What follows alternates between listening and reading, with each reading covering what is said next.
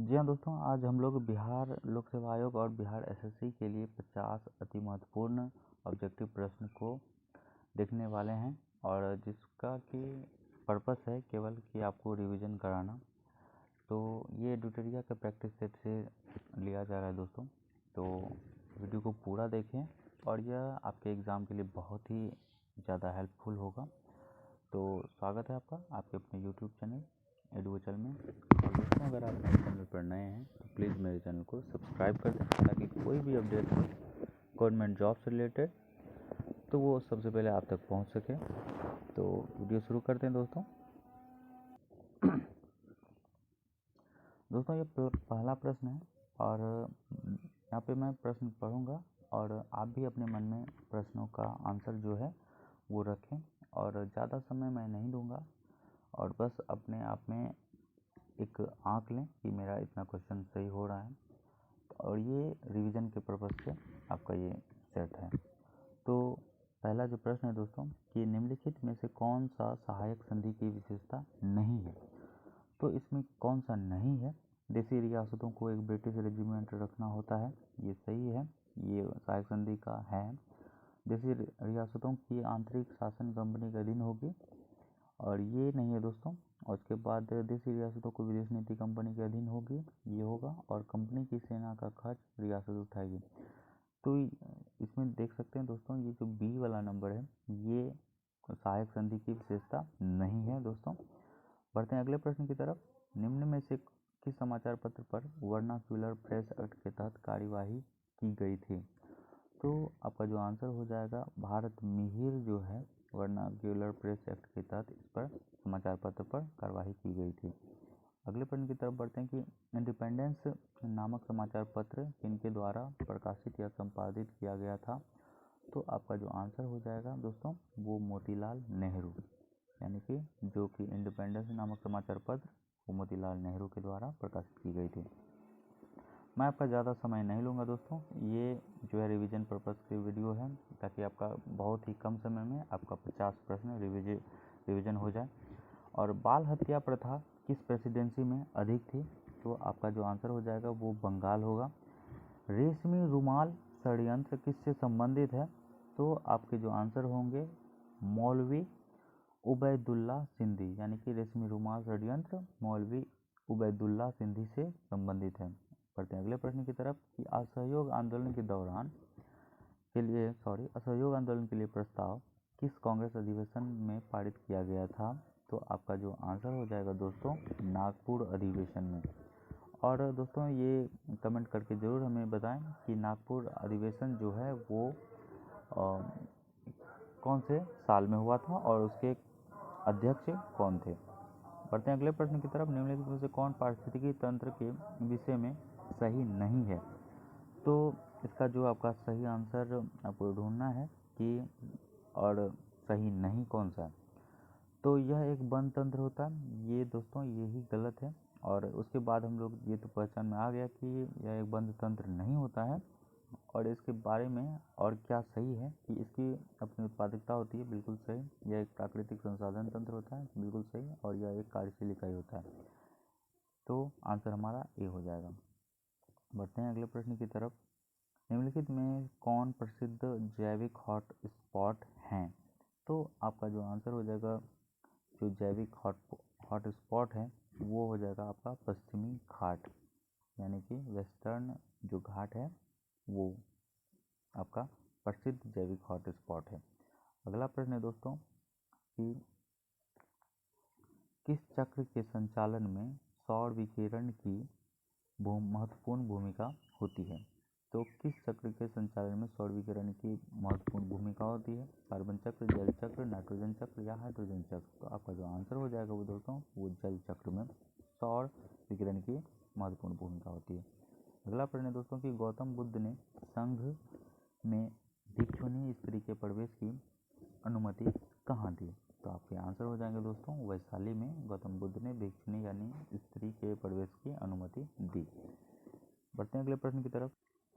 भारत के किस क्षेत्र में सर्वाधिक दैनिक तापांतर पाया जाता है? तो आपका जो आंसर हो जाएगा मरुस्थलीय क्षेत्र में, वहाँ पे दैनिक तापांतर अंतर पाया जाता है, यानी कि दिन में ज़्यादा हो जाता है और रात के समय में बहुत ही कम। तो ये तापांतर का मतलब हुआ दोस्तों, और सबसे ज़्यादा मरुस्थलीय क्षेत्र में ही ये देखा पाया जाता है। 3 जनवरी को उपसौर की घटना होती है, और उपसौर का मतलब क्या होता है दोस्तों, तो आपका जो आंसर हो जाएगा कि इस दिन जो है पृथ्वी सूर्य के सबसे न्यूनतम दूरी पर होती है, यानी कि उपसौर का मतलब। तो आप इसमें से खोज सकते हैं, इस दिन जो है पृथ्वी सूर्य की दूरी सबसे न्यूनतम होती है, यानी कि आप आंसर नंबर सी होगा। बढ़ते हैं अगले प्रश्न की तरफ। कौन सी भूकंप तरंगें सबसे अधिक विनाशकारी होती है, तो आपका जो आंसर हो जाएगा दोस्तों, एल तरंगें जो होती है वो सबसे अधिक विनाशकारी होती हैं। बढ़ते हैं अगले प्रश्न की तरफ। निम्नलिखित में कौन सुमेलित नहीं है, यानी कि आपको जो है रेखा जो भारत और चीन यानी कि सभी देशों के बीच जो रेखा खींची गई है उनके संबंध में आपको बताना है कि कौन सा सही सुमेलित है। तो भारत और चीन के बीच जो दोस्तों वो क्या ये रेड क्लिफ रेखा है, ये नहीं है। डुरंड रेखा भारत और पाकिस्तान के बीच है, ये भी नहीं है। मैगिनॉट रेखा फ्रांस और जर्मनी के बीच है, जी हाँ दोस्तों, तो मैगिनॉट रेखा जो फ्रांस और जर्मनी के बीच है ये सही है। बढ़ते हैं अगले प्रश्न की तरफ। निम्नलिखित में कौन सी पर्वत श्रृंखला सबसे लंबी है, तो आपका जो आंसर हो जाएगा एंडीज की जो पर्वतमाला है, पर्वत श्रृंखला है, वो सबसे लंबी है। किस अधिनियम द्वारा केंद्रीय बजट को राज्यों के बजट से अलग कर दिया गया था दोस्तों, तो ये आपका जो आंसर है वो भारत शासन अधिनियम 1919 के द्वारा केंद्रीय बजट को राज्यों के बजट से अलग कर दिया गया था। बढ़ते हैं अगले प्रश्न की तरफ दोस्तों, कि निम्नलिखित में से किस योजना के आधार पर संविधान सभा का गठन हुआ था, तो आपका आंसर हो जाएगा कैबिनेट मिशन योजना के तहत। अगले प्रश्न की तरफ बढ़ते हैं। अंतरिम सरकार के गठन की घोषणा कब की गई थी, तो आपका जो आंसर हो जाएगा दोस्तों 24 अगस्त 1946 को अंतरिम सरकार के गठन की घोषणा की गई थी। अगला प्रश्न है दोस्तों कि निम्नलिखित में कौन सा कथन सही है, आपको आंसर बताना है कि जब राज्य में राष्ट्रपति शासन लागू हो तो सांसद को संबंधित राज्य के लिए राज्य सूची पर कानून बनाने की शक्ति प्राप्त होती है, जी हाँ, ये बिल्कुल सही है। राष्ट्रपति शासन के उपरांत भी संसद द्वारा बनाया गया कानून प्रभावी रहता है, तो ये भी सही है दोस्तों, तो आपका जो आंसर हो जाएगा सी, 1 और 2 दोनों सही हैं। बढ़ते हैं अगले प्रश्न की तरफ। अनुच्छेद 54 का संबंध निम्नलिखित में से किससे है, तो दोस्तों आपका जो आंसर हो जाएगा राष्ट्रपति के निर्वाचन से जो है अनुच्छेद 54 संबंधित होता है, तो इसलिए आपका आंसर ये हो जाएगा।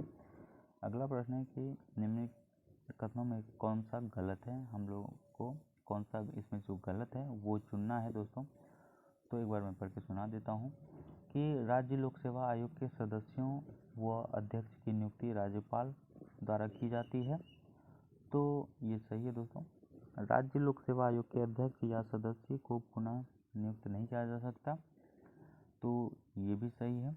और अगला है कि राज्य लोक सेवा आयोग के अध्यक्ष या सदस्यों के वेतन भत्ता राज्य संचित निधि से दिया जाता है, जबकि पेंशन भारत संचित निधि से दिया जाता है, तो ये दोस्तों ऐसा नहीं है, तो आपका आंसर जो है वो आंसर नंबर सी हो जाएगा। और अगला भी पढ़ लेते हैं क्या है। और राज्य लोक सेवा आयोग के सदस्यों को व अध्यक्ष को उसके पद से हटाने की शक्ति राज्यपाल के पास नहीं है, ये भी सही है दोस्तों। तो आपका जो आंसर होगा गलत है वो सी है, यानी कि राज्य लोक सेवा के अध्यक्ष या सदस्यों के वेतन भत्ता राज्य संचित निधि से दिया जाता है, ये गलत है, जबकि पेंशन भारत संचित निधि से दिया जाता है, ये गलत है। और अगले प्रश्न की तरफ। वित्त आयोग के संबंध में निम्न कथनों पर विचार कीजिए, तो आपका जो एक बार पहले पढ़ लेते हैं कि वित्त आयोग में एक अध्यक्ष पद व 2 सदस्य होते हैं, और कौन सा इसमें ढूंढना है दोस्तों कि उपर्युक्त में से कौन सा गलत है, ये ढूंढना है। तो पहले तो वित्त आयोग में एक अध्यक्ष पद व 2 सदस्य होते हैं, जी नहीं, बिल्कुल गलत है ये। इनका कार्यकाल राष्ट्रपति के आदेश के तहत तय होता है, जी ये सही है। तो इनकी पुनर्नियुक्ति नहीं हो सकती, ये भी गलत है दोस्तों। तो इनमें से जो 1 और 3 हैं वो गलत हैं, तो इसका मतलब आपको ढूंढना है 1 और 3 यहाँ पे बी नंबर, तो आपका आंसर जो है वो बी हो जाएगा। यानी वित्त आयोग के संबंध में ये एक बार आप लोग पॉज करके वीडियो को अच्छे से प्रश्न जो भी कूट वाले हैं उसको देख लें दोस्तों। निम्न में से कौन आरबीआई की मौद्रिक नीति की मात्रात्मक उपकरण है? तो आपको ये पहचानना है कि कौन सी जो है इसकी मौद्रिक नीति के मात्रात्मक उपकरण है। वैधानिक तरलता अनुपात, नगद आरक्षित अनुपात और खुले बाजार की क्रियाएं। दोस्तों ये तीनों जो हैं आरबीआई की मौद्रिक नीति के मात्रात्मक उपकरण हैं। तो आपका जो आंसर हो जाएगा 1, 2, 3 यानी कि सभी सही है। प्रधानमंत्री किसान संपदा योजना का मुख्य उद्देश्य क्या है दोस्तों? तो आपका जो आंसर होगा कृषि उत्पादन में वृद्धि नहीं, खाद्य प्रसंस्करण को बढ़ावा देना जो है प्रधानमंत्री किसान संपदा योजना का मुख्य उद्देश्य है। बढ़ते हैं अगले प्रश्न की तरफ। निम्नलिखित में से कौन सी समिति एफआरबीएम अधिनियम से संबंधित है? तो एनके सिंह समिति जो है वो एफआरबीएम अधिनियम से संबंधित है। बढ़ते हैं अगले प्रश्न की तरफ। निम्नलिखित में से कौन सा संस्थान न्यूनतम समर्थन मूल्य एमएसपी के बारे में भारत सरकार की सिफारिश करता है? तो आपका जो आंसर हो जाएगा कृषि लागत एवं मूल्य आयोग जो है वो न्यूनतम समर्थन मूल्य के बारे में भारत को सिफारिश करता है। अगला प्रश्न है कि सीताध्यक्ष का संबंध था किनसे था? तो भूमि कर विभाग से सीताध्यक्ष का संबंध था। दोस्तों अगर आपको वीडियो स्लो लग रहा हो तो वीडियो को स्पीड में आप लोग करके देख सकते हैं। मैं नहीं चाहता दोस्तों कि आपका जो है टाइम बर्बाद हो, किल हो, और यह समय जो है बहुत ही महत्वपूर्ण है, इसलिए आप लोग चाहे तो वीडियो को स्पीड में देख सकते हैं और जहाँ भी कूट वाला प्रश्न होगा वहाँ पे आप लोग पॉज करके उसको थोड़ा सा अच्छे से पढ़ लेंगे। तो बढ़ते हैं अगले प्रश्न की तरफ। कश्मीर के क्षेत्रीय इतिहास का सजीव वर्णन मिलता है किसमें? कश्मीर के क्षेत्रीय इतिहास का वर्णन मिलता है तो राज तरंगिणी में। अगला प्रश्न है कि सिजदा व पैबोस प्रथाओं की शुरुआत निम्न में से किसने की थी? तो बलबन ने जो है सिजदा व पैबोस की प्रथाओं की शुरुआत की थी। अगला प्रश्न है दोस्तों कि उत्बी कौन था? तो उत्बी जो एक इतिहासकार था दोस्तों। आपका आंसर ए होगा।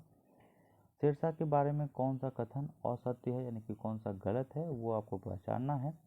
तो शेरशाह ने विलग्राम युद्ध विजय के बाद द्वितीय अफगान राज्य की स्थापना दिल्ली पर की। ये सही है दोस्तों, ये सत्य है, तो ये असत्य नहीं है इसका मतलब। तो शेरशाह ने उपज का 1/3 भाग कर के रूप में निर्धारित किया, ये भी सही है दोस्तों। शेरशाह का मुकाबला दिल्ली में, ये गलत है दोस्तों। तो और शेरशाह के द्वारा भूमि की पैमाइश हेतु स्तन की डंडी सिकंदरी पर गज का प्रयोग किया गया, यानी कि 1 और 2 और 4 ये सही बात है शेरशाह के संबंध में। आपका जो आंसर हो जाएगा वो शेरशाह का मकबरा दिल्ली में, ये गलत है। तो आप लोग हमें कमेंट करके ज़रूर बताएं कि शेरशाह का मकबरा कहाँ है, ये आपका गलत है। बढ़ते हैं अगले प्रश्न की तरफ कि किस प्रसिद्ध शासक के द्वारा अमुक्त माल्यद लिखी गई है? तो आपका जो आंसर हो जाएगा दोस्तों कृष्णदेव राय के द्वारा जो है अमुक्त माल्यद लिखा गया है। अगला प्रश्न है दोस्तों कि दिल्ली सल्तनत के सभी सुल्तानों में सर्वाधिक समय तक शासन निम्नलिखित में से किसने किया है? तो आपका जो आंसर हो जाएगा बहलोल लोदी ने, वो दिल्ली सल्तनत के सभी सुल्तानों में सबसे सर्वाधिक समय तक शासन किया है। अगला प्रश्न है कि निम्नलिखित में कौन सा पदार्थ केंद्रक में सर्वाधिक मात्रा में पाया जाता है? तो प्रोटीन जो है वो केंद्रक में सर्वाधिक मात्रा में पाया जाता है। आपका आंसर हो जाएगा प्रोटीन यानी कि बी नंबर। बढ़ता है अगले प्रश्न की तरफ। प्रकाश संश्लेषण की प्रकाशिक अभिक्रियाएं क्लोरोप्लास्ट में कहाँ संपन्न होती है? तो जो क्लोरोप्लास्ट में ग्रेना होती है वहाँ पे प्रकाश संश्लेषण की प्रकाशिक क्रियाएं जो है वो संपन्न होती हैं ग्रेना में। बढ़ते हैं अगले प्रश्न की तरफ कि हेलोफाइट्स क्या होते हैं? तो ये वे पौधे होते हैं जो लवणों वाली मिट्टी में उगते हैं। तो आपका आंसर जो होगा वो आंसर नंबर डी होगा, यानी कि हेलोफाइट जो कि लवण वाले मिट्टी में उगते हैं। बढ़ते हैं अगले प्रश्न की तरफ। निम्न में से कौन सा टेस्ट जो है एड्स के लिए किया जाता है? तो एक बार पहले पढ़ लेते हैं कि कौन कौन से टेस्ट के नाम दिए हुए हैं। PCR, रीपा, CD4 और एलिसा। तो इसमें जो एड्स के लिए जो टेस्ट किए जाते हैं वो हो जाएंगे आपके PCR टेस्ट किया जाता है और CD4 और ELISA, ये 3 जो हैं किए जाते हैं। तो इसका मतलब आपका जो आंसर हो जाएगा वो डी नंबर होगा 1, 3, 4। अगला प्रश्न है दोस्तों कि निम्न में से कौन सा रुधिर जो है वर्ग के रुधिर प्लाज्मा में कोई एंटीबॉडी नहीं होता है। तो जो है AB जो है रुधिर वर्ग, उसमें जो है कोई भी एंटीबॉडी नहीं होता है। बढ़ते हैं अगले प्रश्न की तरफ। ट्रिपल वैक्सीन DPT में कौन सा एक नहीं होता है दोस्तों। तो DPT में जो है वो पीलिया नहीं होता है, यानी कि डी से डिप्थीरिया, पर्टुसिस और टिफोइड टेटनस, यानी कि DPT जो ट्रिपल वैक्सीन है उसमें ये तीनों आते हैं और पीलिया जो है वो नहीं आता है। बढ़ते हैं अगले प्रश्न की तरफ कि अल्फा कण का द्रव्यमान हीलियम के एक कण के बराबर होता है और इसके आवेश किसके बराबर होते हैं। तो 2 प्रोटॉनों के जो है आवेश के बराबर होते हैं अल्फा कण का द्रव्यमान। बढ़ते हैं अगले प्रश्न की तरफ। न्यूटन के किस गति के नियम के से बल का व्यंजक प्राप्त होता है। तो द्वितीय गति की नियम जो है उससे न्यूटन के गति के बल का व्यंजक प्राप्त होता है दोस्तों। आपका आंसर नंबर बी हो जाएगा। बढ़ते हैं अगले प्रश्न की तरफ। सिलिकॉन, जर्मेनियम, कार्बन आदि पदार्थों की प्रतिरोधक बढ़ने पर क्या होती है। प्रतिरोधकता जो है बढ़ाने पर क्या होती है। तो आपका जो आंसर हो जाएगा प्रतिरोधकता ताप बढ़ाने पर, एक बार, सिलिकॉन, जर्मेनियम, कार्बन आदि पदार्थों की प्रतिरोधकता के बारे में बताना है कि ताप बढ़ने पर क्या होती है। तो आपका जो आंसर हो जाएगा वो बढ़ती है, यानी कि प्रतिरोधकता जो है, तो आपका आंसर हो जाएगा दोस्तों बढ़ती है। बढ़ते हैं अगले प्रश्न की तरफ। निम्न में से किस तत्व का सर्वाधिक समस्थानिक होता है। तो आपका जो आंसर हो जाएगा दोस्तों वो, यानी कि किस सर्वाधिक है, तो पोलोनियम का जो है सर्वाधिक समस्थानिक होता है। तो आपका आंसर हो जाएगा डी नंबर, यानी कि पोलोनियम। अगला प्रश्न है कि हाइड्रोजन को जलाने से क्या बनेगा। तो हाइड्रोजन को जलाने से जो है दोस्तों वो पानी बनने वाला है, क्योंकि हाइड्रोजन जो है ऑक्सीजन से संयोग करके वो जल बना देगा, यानी कि H2O बना देगा। अगला प्रश्न है ग्रेफीन क्या होता है। तो ग्रेफीन जो है एक कार्बन का नैनो प्रतिरूप होता है। तो आपका आंसर हो जाएगा आंसर नंबर बी। विश्व रक्तदाता दिवस, रक्तदान दिवस जो है वो कब मनाया जाता है। तो आपका आंसर हो जाएगा दोस्तों 14 जून को जो है विश्व रक्तदान दिवस मनाया जाता है। अगला प्रश्न है दोस्तों कि निम्नलिखित को सम्मिलित करना है कि कौन सा जो है वो कहाँ है।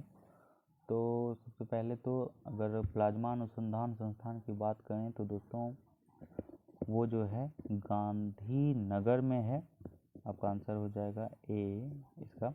उसके बाद राष्ट्रीय समुद्र विज्ञान संस्थान जो है उसका जो है वो है पणजी में, यानी कि ऑप्शन नंबर 4। और केंद्रीय खाद्य प्रौद्योगिकी अनुसंधान संस्थान जो है वो मैसूर में है और भारतीय मौसम विज्ञान संस्थान जो है वो दिल्ली में है। तो आप लोग देख सकते हैं और मिला सकते हैं।